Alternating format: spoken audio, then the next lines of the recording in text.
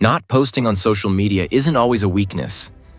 A lot of the time, it's a defense. A high-level one. Because the moment you post, you enter what some writers call an information game. People watch, they judge. You start managing a version of yourself. Psychologists link this to Goffman's idea of performance and Jung's persona. Your public mask. So when you stay silent, you're not disappearing. You're refusing to build a mask you'll have to carry every day. Have you ever noticed how fast people label you the second you don't post? Shy? Boring? Antisocial? Like silence is a flaw. You feel it in small ways. A friend says, "You're never on here." A cousin jokes, "Are you alive?" Someone at work asks why you don't share more, like posting is part of your job. Now imagine the usual moment. You open the app while you're waiting in line. You tap through stories. You see a lunch pic, a gym mirror, a big news post. Then you hit your own page and that button is right there. Post. And you get that tiny push. Not a big urge. Just a light nudge that says, put something up. Let people see you. Like if you don't, you're fading out. But here is the thing. That push isn't really social. It's social control. Platforms pay attention to what gets seen. And what gets seen gets treated like what matters. So people start to confuse visibility with personality. If you're loud online, you must be fun. If you're quiet, you must be off. That's the lie. Most assume not posting means you fear people. Like you're scared of judgment or you don't have a life. But a lot of the time, it's the opposite. You've built a higher threshold for social stimulation. You can be around people, text back, show up, talk, laugh, and still not want the extra noise of being watched all day. Some brains get worn out faster by constant input. Pings, replies, DMs, the little red dots that never stop. So not posting isn't antisocial. It's a choice to limit stimulation so you can stay steady. Psychologists call this impression management. It's the thing you do when you shape how you look to others. And Goffman's basic idea was simple.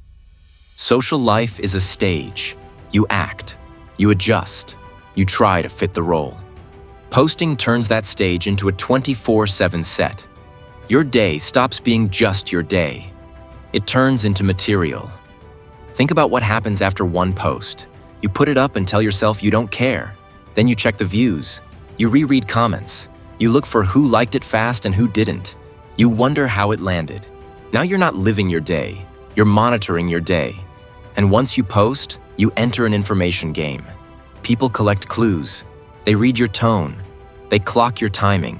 They notice what you left out. You post a group pic and someone asks, "Where's your partner?" You post a win and someone says, "Must be nice." You don't post and someone decides you're mad. That's not connection. That's surveillance with smiles. It also creates evaluation pressure. You start to feel like every post is a tiny test. Is it good enough? Is it too much? Is it cringe? Does it match your vibe? And the more people you have watching, the more your brain tries to predict their reactions. Privacy plays into it too. Some people don't post because they don't want their life stored, shared, screenshotted, or passed around out of context. They don't want their face in a stranger's feed. They don't want their location guessed from a window in the background. So they use the apps in a passive way. They watch, they read, they keep it moving. And when that feels like relief, that's not a flaw. That's social media fatigue. Your mind saying, "I'm full. I don't want to perform right now." Payoff. Why people assume you're shy or antisocial, and what research says. It wasn't weakness. It was boundary setting. A self-protection move when the stage starts charging rent. Which brings us to the real cost. Not the cost of staying quiet. The cost of building a public version of you that starts asking for daily upkeep. There is something different about the moment you post. You're not just sharing. You're making a second self. Think about it on a normal day. You take a photo, then you take two more. You check your face, the light, the mess in the back. You crop it, you smooth it.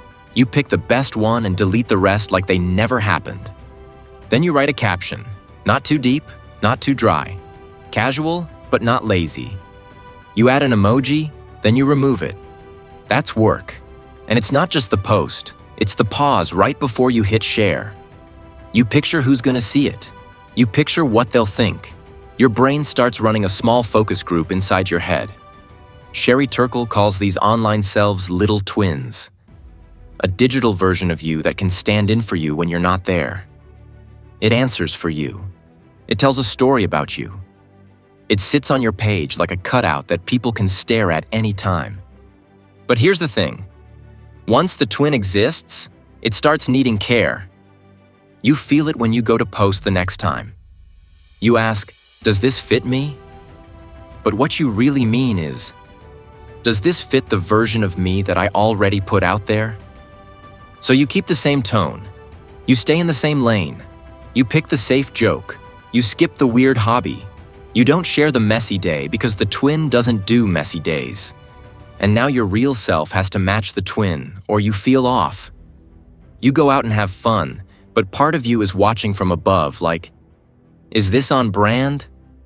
That sounds silly, but it's real. Your mind likes a clean story. It hates a mixed signal. Psychologists call this a persona.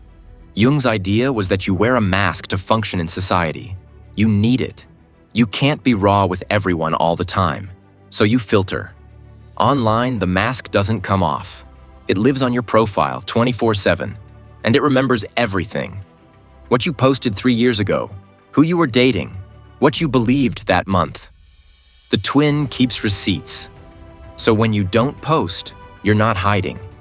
You're refusing the mask. This wasn't fear. It was control. Internal locus of control, to be exact. That's when your worth stays inside your own system, not in a feed, not in a number, not in other people's reactions. It also protects your executive function. That's your brain's manager, the part that plans, limits, and keeps you from doing stuff just because you feel a push. If you've ever felt tired after just being online, that's not laziness. That's your brain doing a lot of quiet work. Now let's talk about what happens when you watch other people post. Polished trips, perfect bodies, big wins every week, a new job, a new car, a new face. You don't even mean to compare, you're just looking. But your mirror neurons pick up the vibe fast. Your brain starts to simulate their life, then it looks at yours, then it starts doing math. Psychologists call this social comparison theory. It's simple. You rate your life by other people's highlight clips, not their full day, not their stress, just the edited part. And upward comparison means you compare up. You measure yourself against people who look like they're doing better. More money, more friends, more glow. And even if you're fine, that up angle can dent your self-worth quick.